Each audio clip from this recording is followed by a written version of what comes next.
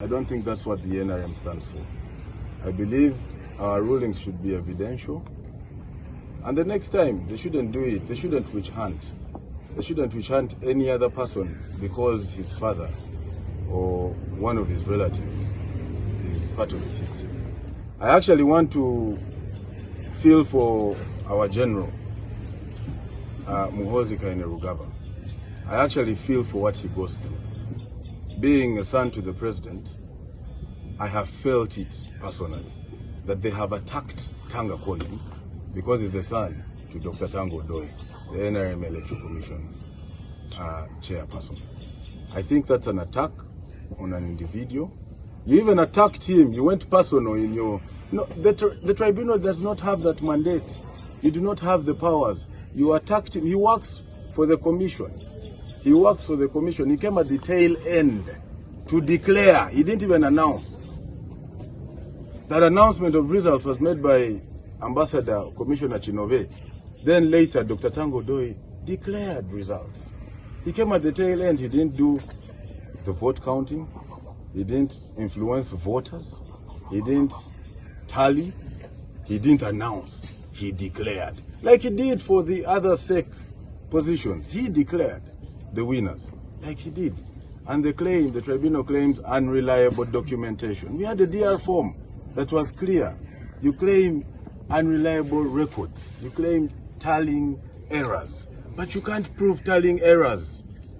Tallying errors in a large electoral process can be minors, because there are few, but they weren't deliberate, they weren't systematic. You can't prove that. Because thought you should offer them the victory. You said you didn't have the power and sent it to the tribunal. I also want to thank the tribunal, the Honorable Tribunal, for coming out in due time and giving us a ruling. However, I want to disagree vehemently with their ruling in perspective of this. They claim conflict of interest. Where? There is a difference between perception of bias and proven bias. And I don't like it. It hurt my feeling and the feeling of and will of thousands of the youth in this country. For you to make cancellation of an election on basis of perception of bias. There was no conflict of interest. Dr. Tanga, yes, might be my father, but he didn't directly involve in anything electoral. He only involved at the tail end, which was declaration. He didn't involve in tallying. He didn't involve in voting, in influencing the voters. He didn't involve in counting of the votes that were announced and later declared that day or that morning. Strongly say that the will of thousands of the young people should not be on basic speculation, but rather on evidential grounds.